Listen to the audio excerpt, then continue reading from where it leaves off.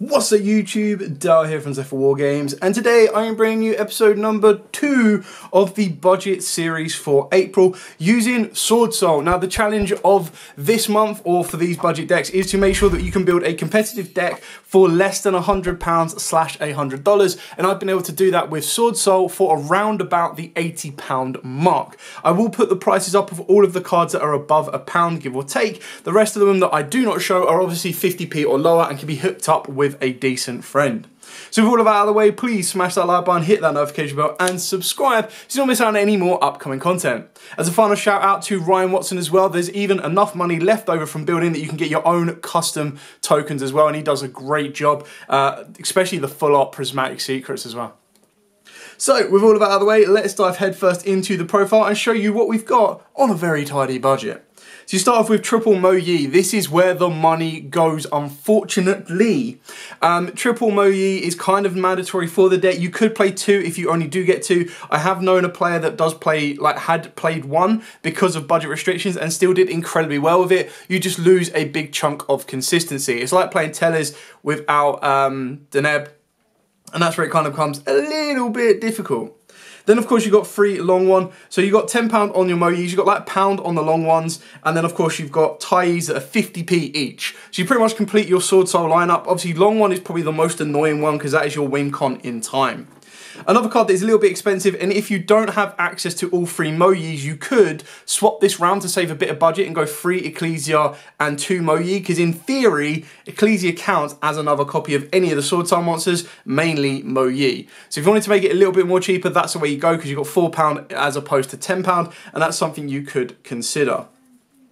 Then onto the 10Ys that annoyingly have a decent price value on each. So you've got your Ashunas. Now you can actually pick up common Ashunas for like £3. I can only find rares online which are about £4 each, which is why we've only got 2 of them.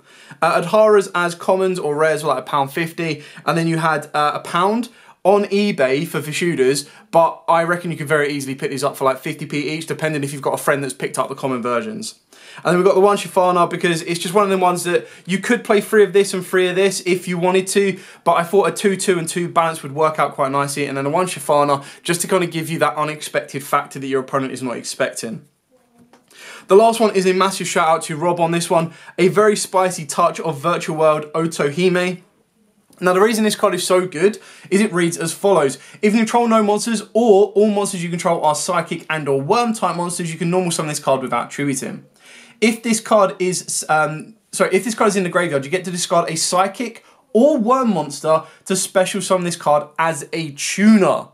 That's what makes this card so insane, is if your opponent has impermed your Mo-Yi, or if they have turned off your long one, so you don't get the token, which is a tuner, but off of long one you've discarded the 2-2, you then get the ability to bring the 2-2 back by discarding a worm that you might have looped through Adhara or Vishuda or anything like that, and then you've got a level 6 tuner that can instantly sync into another level 10. So 2-2 just gives you more access to level 10 synchros. Yes, obviously the big money factor of a Swordsoul deck is Baron de Fleur. Do not worry, we're not playing that, we're actually playing different alternatives. We've got quite a few more aggressive options for you, but one thing that it can very easily get you into if you wanted to play more than one of it is your Qinglong, and this is probably your ideal level 10 for going first. So that's it for the monster lineup. Like I said, I think 2-2 is only like £1 as well, so someone's probably got them lying in your bulk from Virtual World plays. It's not the first Virtual World we're playing in this deck, so do not worry, we do have another one. Then of course, going for the hand traps, we've got 2 Ash Blossom, 2 Veiler, 2 Bell, and the reason we've got 2s of everything is purely because budget restrictions, in the sense I tried to keep it cheap. The fact that Ash Blossom's still £3 a card, I mean, I'm not massively surprised, but Veiler's like £1, Ghost Bell's like £1 or like £1.50, depending on where you're getting them from. Like I said, these are all eBay prices, and we all know that if you find a friend that's like, oh yeah, I've got like 6 Ghost Bells from the Crystal Beast structure deck, you can probably go, alright, I'll buy them off you for £1 each, and they're like, yeah, okay, cool. So you can probably get this deck a little bit cheaper than what I'm like putting it out there for, but obviously I'm going with the public values that I've been able to find online. And then for the other kind of like disruptive cards or monster cards, we've got 3 Kaijus. Now with the Kaijus, you kind of want to aim for something like a level 7 rather than a level 8. And the reason for that is, if you normal summon a Veiler, you can sync into a level 8 Synchro. If you normal summon an Ash Blossom or a Ghost Bell, you Synchro into your level 10s. It's a little bit more difficult if you're working with a level 8, because then the only thing you can do is a level 2 tuner, which you don't really have. So the 7s actually give you a bit of synergy for your own builds or your own plays, but ideally they're just here to break boards, same as Book of Eclipse. These are all really cheap cards. Considering these came out in the Track Trick Structure deck, they're very easy to pick up. And again, it's one of the ones where your friend might have bought the Track Trick Structure decks but already had Kumunguses and are like, yeah, I'll just give them to you for free, or 50p or cheaper. Book of Eclipse came as a rare, very, very cheap. It's probably one of the best kind of board breaking or board settling cards in my opinion. Yes, you could look at evenly matched, and the only reason you look at evenly matched is if you're going to buy the free structure decks for Track Tricks anyway, but then that's £30 of your budget gone just on 6 staples. So playing something like Book of Eclipse, which is like 50p to £1 for a rare, is pretty much in my opinion worth it. So that's it for the hand traps and like mini board breakers that don't fall within the Swordsoul art type. Then we've got triple emergence. So obviously emergence is £1, like £2 a copy. Pick up a playset for a £5 nice and easily. Desires, again, £3 for a rare. Definitely worth playing in a deck like this. And then we've got 2 Heavenly Cycles and the 1 Vessels. These are probably cards you want to play more of, but the reason that we don't have as many Vessels is because we're playing less tennies.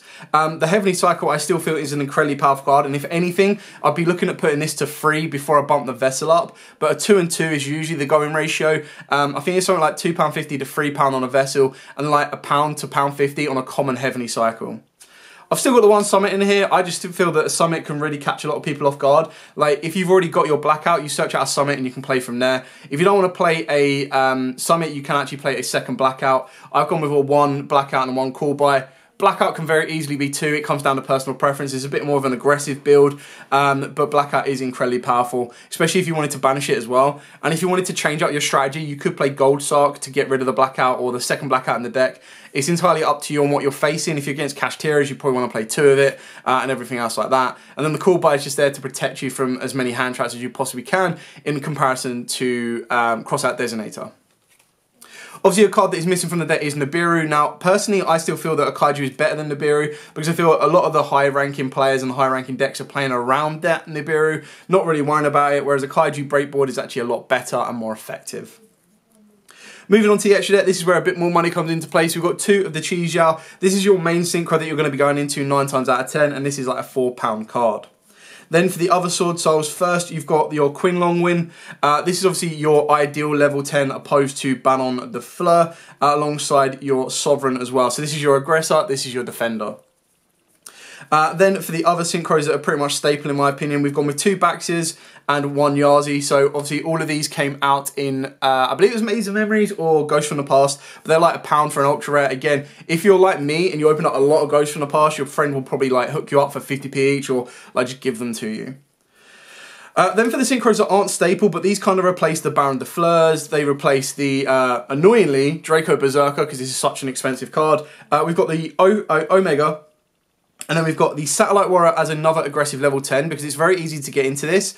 Yes, you do need a non-tuner synchro monster, but that's very easy if you're going to use your Yugioh and everything else as well. There are ways to do it. Ideal scenario is you're actually going to be using your Shen, and use Shen plus Veiler gets you into Satellite Warrior. This then gives you the ability to pop cards equal to the number of synchros you've got in the graveyard, and then off the back of that, you can then bring back the Shen. So it gives you an aggression, and then Shen I feel is a really kind of cool option as opposed to Chaofeng. If your opponent needs to rely on the graveyard, you actually have the option of going into that. Now, like I said, these are just flex cards. They're like, well, if I've already got this, or if I prefer to play this, or if I actually have access to this, because this is shockingly like £4 for an OTS common, like what? Then you do have that option as well. For the link monsters, of course, you do max out on your monks. You can play less if you want to, but I feel 3 is the ideal scenario. Because you are playing less tennies, you could argue for the 2. They're about £2 a copy. And again, if you look at the right places on eBay, you can actually get multi-buys where you buy multiple cards from them, you'll get bigger discount. And then the last one we've got is the 1 Tenyu Spirit, Shasara. It's just an aggressive boss monster. Like I said, you're kind of replacing your expensive cards of like a £50 Baron, and you're trying to find cheaper alternatives, and I tried to find as many as I possibly could to keep the budget down. Now, like I said, if you wanted to push this to a £100 budget, then two of the first cards you'll go for are these two right here. More so the Berserker than the Shaman. Shaman comes up every now and then, but it's one of them cards that you kind of don't want to be relying on heavily. The card you're going to be going through more times than not will be these cards right here, and then everything else kind of falls into, oh, I've got that option to play that card if I want to. And that's pretty much it for the profile. I really do enjoy Swordsoul. I feel they've got a nice little bit of synergy, and what works quite nicely with them is any worm support in the future, there's always going to be space for it to possibly work with Swordsoul as well. So as long as Swordsoul doesn't get murdered on a ban list, you can also consider Rivalry for your side deck and everything else. I still feel that it's a very powerful deck.